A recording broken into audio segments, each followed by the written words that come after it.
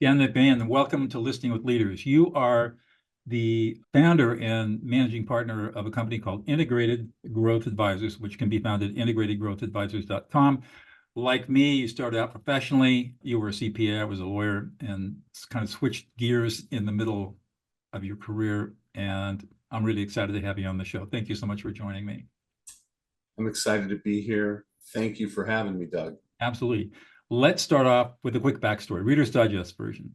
Started off as a CPA, rose into big accounting, did it all, and then decided. A lot of people think that, by the way. They decide that. As a side note, an article just came out on Fortune magazine. The United States is lacking 340,000 accountants, by the way. Wow. I don't know, accounting is based on how many hours in the day. I don't know how we're going to make up those hours as a profession. But going back to your question, I worked really hard in my career as a CPA. I enjoyed it. I was always a hard worker. And my mother always used to say, Dan, you're very observant. And I don't know how this happened. I didn't plan it out, but somehow I ended up becoming an auditor.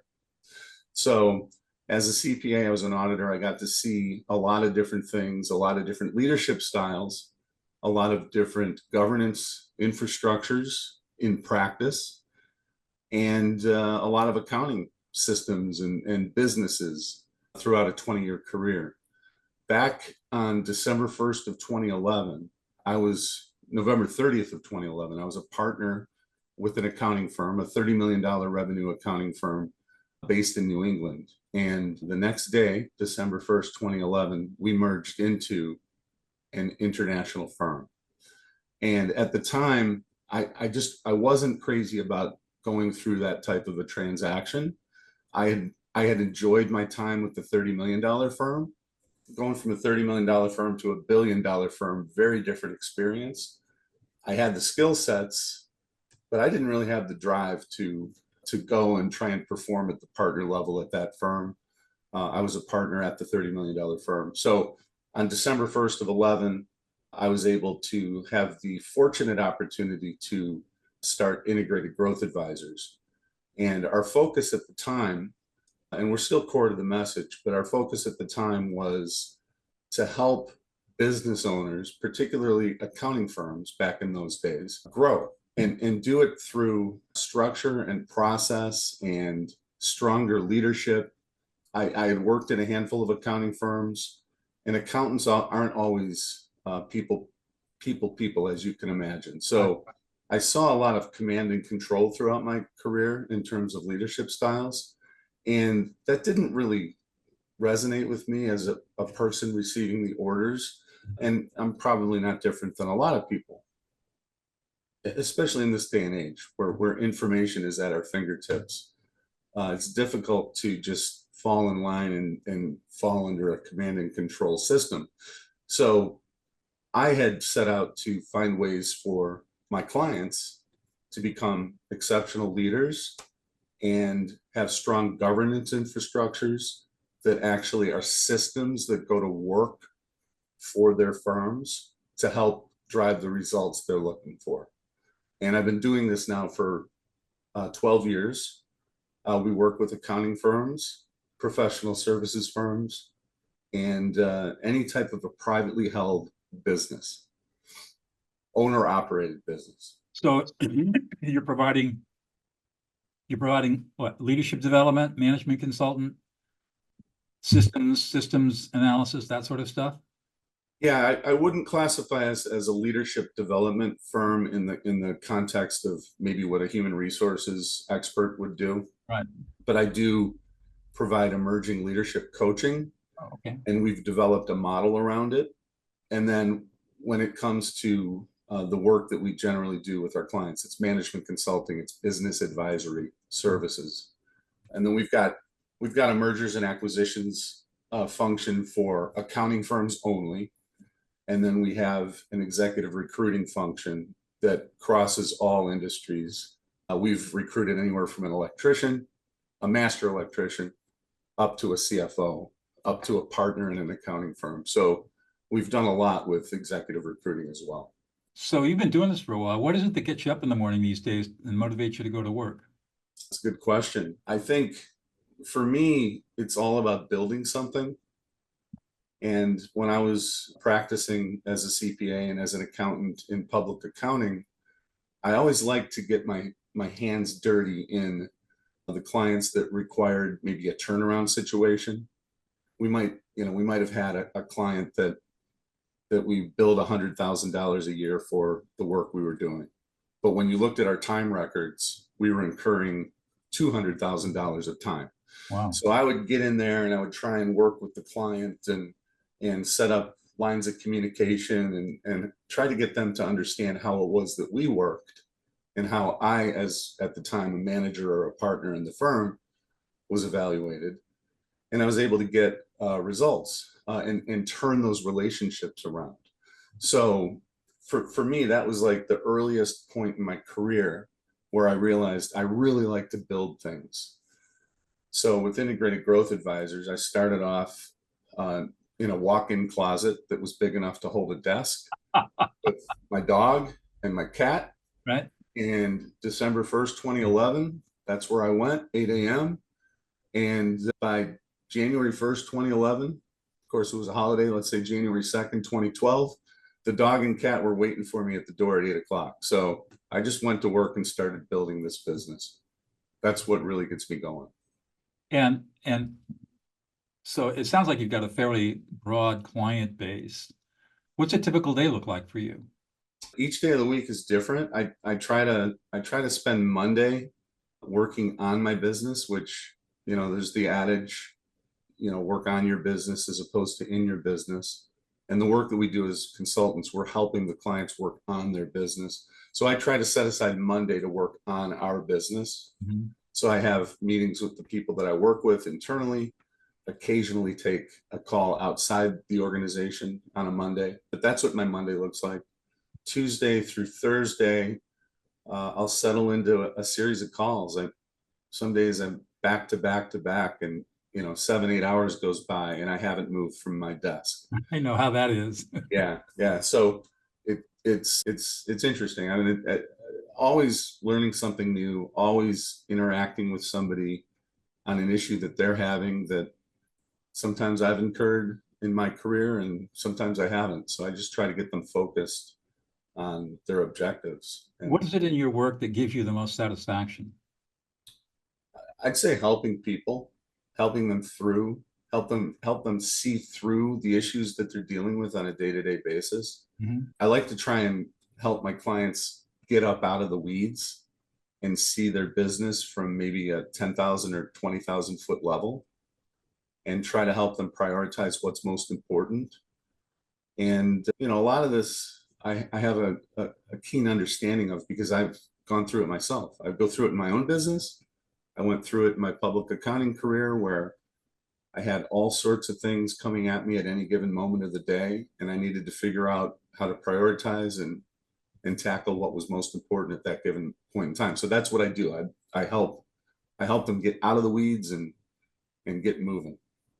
We were talking before we came on the show, and I learned that you're pretty much remote, aren't you? It's a remote company, your firm? We're remote, with the exception we're on site when we need to be. Right. One of the things that we do offer is strategic retreat services. Mm-hmm. So that's where we'll go actually to an offsite location. They'll come to an offsite location, put their cell phones aside, and we focus. We do 1.5-day retreats. I've done as much as 2.5-day retreats. And that's when we're live in person. And occasionally we do visit our clients when necessary. So you've got people all over the United States. How do you manage the remote team? Well, through as much communication as I can possibly afford in terms of time. Mm-hmm. I've got somebody in each time zone pretty much in the United States, and either a client or a person that works with my firm. So I keep standing appointments on my calendar, and I try to be as communicative as possible. It's not always that easy with the way my schedule goes, but that's the best thing I can do. I've got a group of people who have, let's say, been to see the wizard. They've achieved great things in their careers, and they're at a point now where they're semi-retired and they want to continue to provide great services to people that have needs that they can help. So it's a little bit different than driving a team like back in my days when I was Right. a partner in an accounting firm. You've got people who are accomplished, don't need a lot of direction, enjoy the community of working together, and can kind of share a vision of how to serve people, how to serve clients. Yes, yes. And I would say that that might be the biggest challenge that I have and we have is we all come from somewhat similar backgrounds. We've all come from an accounting and finance or a management consulting background, but everybody looks at the world a little bit differently or sometimes drastically differently. So trying to get everybody on the same page to start, at least to start from the starting line with a client is the most important thing that I try to do. So that's a challenge that I have, but yeah, I work with a great group of people. What is it, Dan, that you think is unique about you that you bring to the table that's made this business successful? I'm going to speak from a position of humility, I think. Always. I've failed a lot in my career. I've made a lot of mistakes. I've tried things, I've taken risks. You know, it could be any number of things that maybe I was confronted with as a manager coming up the ranks or a leader. And I've sat in their seat before. So, you know, I've been faced with the decisions that they're making. I've been faced with the challenge that they have. And for better or worse, I've worked my way through it. So my view is if I had something that maybe I fell a little bit short on and I can see it from the bigger perspective of learning, I'm able to bring that to my clients. So it sounds like it's experience, a lot of experience, and not just experience, but reflected experience, where you've been reflective about what you've done right, what you've done wrong. I know in our Authority magazine interview, you were talking about how you were looking at leadership in a very reflective way. In fact, we should even talk about that. You said that when you were coming up through the ranks, you would look at leaders and think about, where's this taking us? How's this style going to get us to where we want to go? What's this leader? How does this leadership function going to hurt or help? Tell us a little bit more about that. Yeah, you know, I think when somebody's leading a team and somebody's maybe up in front of a group of 200 people, it's real easy to be a fly on the wall and evaluate that person. So clearly the person that I was observing and evaluating from my seat was more somebody who was really, you know, in there doing it, making things happen. But I was always observing what decisions they were making, how they were going about doing it, how they were linking what they were trying to accomplish with what it was they were asking the team to do. So a lot of times I would find that there was no linkage. And sometimes my clients, when I get involved with a client that's going through a lot of chaos, they get into this situation where they suffer from a let's just do that syndrome. So you get a group of people around the table. There's a lot of firestorm going on in the organization. They're behind closed doors. They're the senior leadership. And they haven't paused. They haven't paused to reflect themselves. They haven't paused to reflect. They don't have normal board meetings, let's say, or they haven't stepped away for an offsite retreat on an annual basis. And they're in the weeds, they're in the fire, and they kick an idea around the table. And the leader at the head of the table says, let's just do that. And then they're off and running. They come out of there. Recipe for disaster. It is. It certainly is, because, you know, where does the path to nowhere lead you? You know, it's maybe cliche, but you've got to have strategic direction. You've got to have an understanding of what you're trying to accomplish. And I didn't learn that until later in my career, personally. So again, from a humility perspective, I made these mistakes myself. The other thing I'll say about that is that I teach decision making under stress and uncertainty at the graduate level. And among other things, I teach my students there's no such thing as a rational decision. But I said you can never control the outcome of the decision. All you can control is the decisional process itself. And so you want to make sure that your decision process is rock solid. And so thinking about the senior leadership team in the middle of a firestorm sitting in closed doors saying, let's do that, means no decisional process is in place, which is going to guarantee a bad outcome. Yeah, and I look at it as leading from behind. Yep.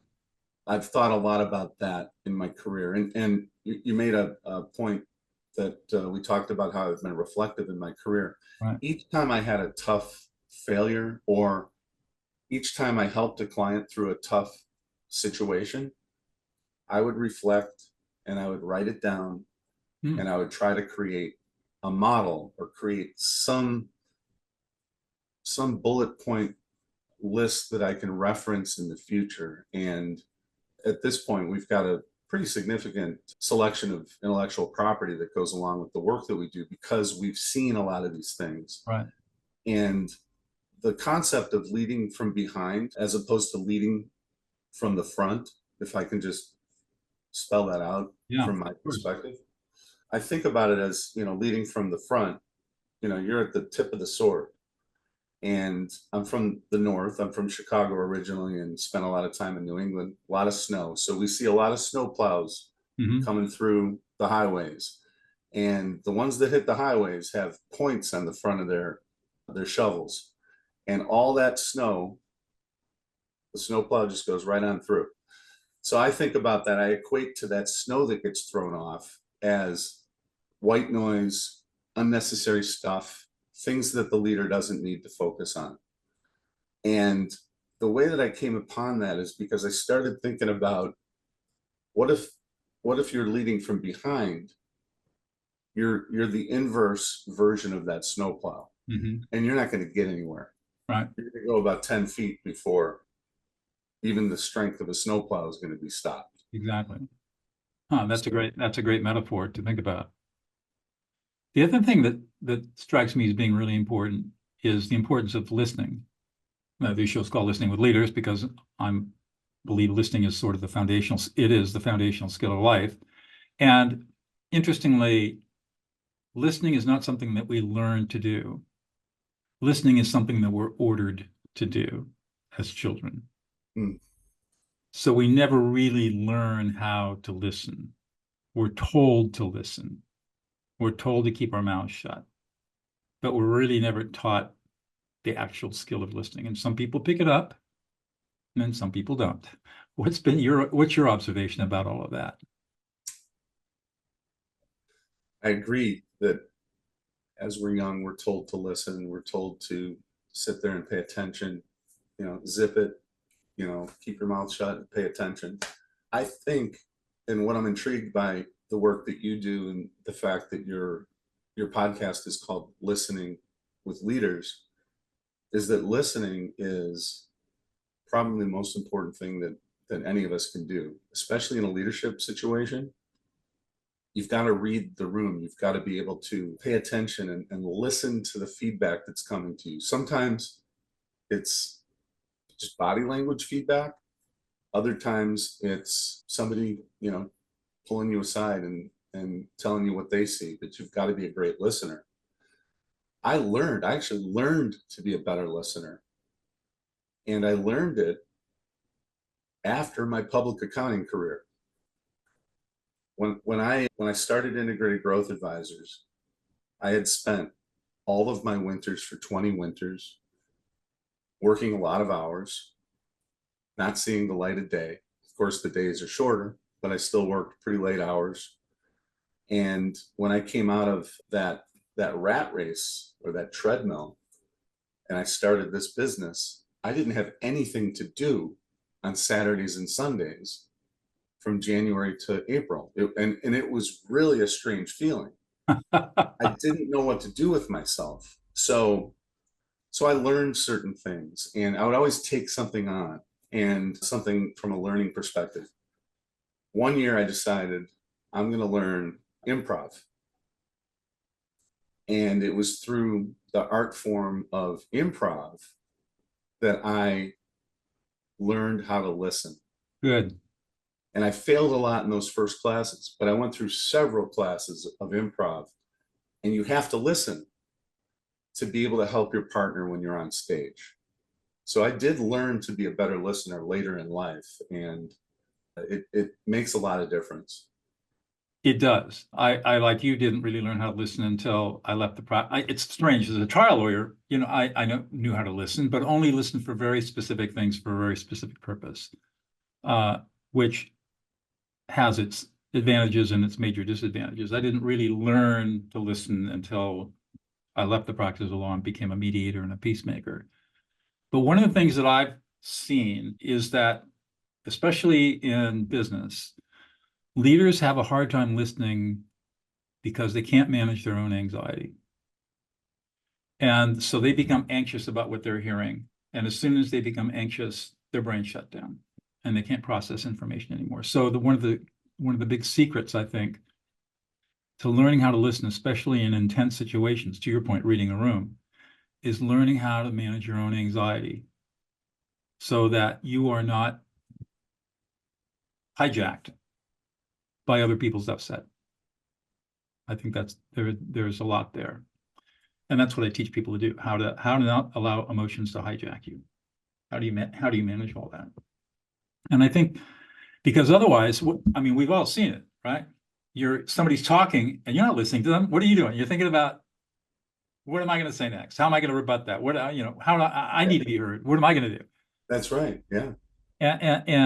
And so it's never listening. It's always one person talking and then another person talking and very little communication going on in between. And I see this all the time. And that's what leads to a lot of dysfunction, especially in teams, I think, is that they just don't know how to listen to each other. And if they could just master a couple of really simple skills, all that changes. I think that's the secret. And I love that you did improv. I play jazz violin. And guess what? When you're improvising over chord changes or over a tune, guess what you got to do? You got to listen. Got to listen. You got to hear changes. You got to get into a cadence. That's right. You got to stay in the groove. You got to be in the groove. That's the most important thing. Be in the groove. You can do one note improvisations. As long as you're in the groove, you're good.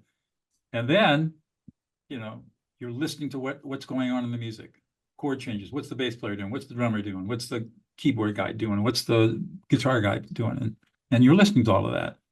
And you've got to meld into that. And the only way you do that is by deep listening. Same thing in improv. In fact, I think all leaders should either take jazz improvisation classes or improv courses, the type you're talking about. It's such a huge learning tool. It's the best thing I ever did. And yeah, I believe it. I presume my parents would be proud that I graduated college, that I got my CPA. I ran the Chicago Marathon many pounds ago. But the best thing I ever did was study improv. So when you go in and work with clients, do you talk about this stuff at all? Yeah, all the time. I reference it. Sometimes I recommend it. Oftentimes I'll go into a client situation. Of course, I don't know what I'm going to be confronted with. Right. And it's improv. It's improv. And, my wife is a school teacher and she says every day in the classroom is improv. Right. So we all deal with it and we're all confronted with circumstances that we don't anticipate. And your comment about anxiety is really an interesting one, because the threshold for failure, if you're in a leadership position in a large corporation or a company that you own and you put your whole life into, there's a lot on the line. Right. And you can really easily get just stuck in that moment. Yeah. Becoming self-aware enough to know that when you're anxious, we all become anxious. It's part of the human experience, but it's not the anxiety that's bad. It's what we do with it. And if we're completely unaware of it, then it can cause real problems. once we become aware of what is the experience of anxiety, then we can learn tools. And I'm not talking about meditation or walking or deep breaths or stuff like that. There are much better tools for dealing with that kind of problem that work much faster and more efficiently than what a lot of people talk about. But I think that's a big problem. And I mean, I see it at all levels. I see it in parenting. I see it in relationships. I see it in business relationships, where anxiety is the underlying drive of all conflict and all disruption and dysfunction. And so the trick is learning how to manage all of that, make it happen. I just saw this happen last week. If I can share a quick Oh, story. absolutely, of course. I attended a nonprofit board meeting for the first time. I had never been to this board meeting before. I'm getting more involved with the organization. And the chairman of the board, chairperson, sitting at the head of the table, really wanted to get something done that was important to the chairperson. So to the person to her left said, would you make a motion about this? I don't have any problem with that, okay? But she was at this level where she really, leading up to this meeting, must have been thinking, I've got to find a way to get this passed because it's going to be so great for our organization. We're going to do great things with it, all from her perspective. So in the Robert's Rules of Order, you do a motion, seconded, discussion, all in favor, take a vote. All the question, right? Yeah, and you've got to go, and by the way, now my 30+ year career, I never really realized how important Robert's Rules was until this moment last week. Huh. So person made a motion, somebody quickly seconded it, and she says, all in favor? Half the room, just, they didn't care, rubber stamp it, let's get moving. And then a couple people like, well, wait a minute, I've got a question about this. And she says, well, we're putting it to a vote. And I think she had one of those anxiety moments. Right. And everybody hastily voted on it. And there was no discussion. And there was a lot of dissent. That dissent might not have been there if we had taken the time to digest it and discuss it. There's a reason for these rules and these processes. That's another form of decisional processing that has withstood the test of time, hundreds of years, and it works. It's used because it works. And you can do Robert's Rules very formally. You know, the book is pretty thick, the rules, right? Mm-hmm. Or you can do it very informally, but you describe the simplest version: motion, second, discussion, call the question. And what it does is it keeps an orderly process that allows all voices to be heard and allows for deliberative process to occur in a governing body. And if you don't do that, you're not controlling a good decisional outcome, a good decisional process, which is going to lead to a poor outcome. The outcome not being the vote itself, but being a rupture of the relationships of the group. Yeah, absolutely. And should the initiative go forward and fail, you've got people in the room that wanted to speak up and they didn't have the official chance to, and it causes political factions to form, and people leave the board, and the board gets a bad reputation because the chair is a bully or an incompetent, and that really sullies the reputation. Word gets around, especially in smaller communities or in larger communities with bigger boards. People are aware, and they don't even think about it. Yeah, and here I was researching the earliest stages of Robert's Rules, this far into my career, and this far into my career of being an advisor to businesses about making decisions. And I learned something. Yeah. Well, that's the cool thing about the work you do and what I do. You know, every engagement's a new learning opportunity. And that's what makes it fun. All right, one more question. I'll let you go, Dan. What's one thing about you? You've said a couple of things about yourself that I thought were pretty interesting. What's one thing about yourself that we would never know about unless you revealed it to us? I already burned the running a marathon. I love that one. And A improv. couple of pounds later. Yeah, several pounds ago. Yeah, one thing about me that you might not otherwise know. Well, I actually did a triathlon Wow. and swam out into Lake Michigan with people swimming over me. It was unbelievable. But I swam out to what I saw from shore to be a buoy like this, like a ball out on the horizon. And when I got out there, it took me about 10 seconds just to swim around the thing. It was so big. Wow. So that was another accomplishment in my life that I'm proud of. None more proud than having gone through all the improv work that I've done and survived in business for 12 plus years. There you go. Well, this has been a really fun conversation. Thank you so much for taking time out of your busy day to chat with us. Thank you for the opportunity. I appreciate it. You're welcome.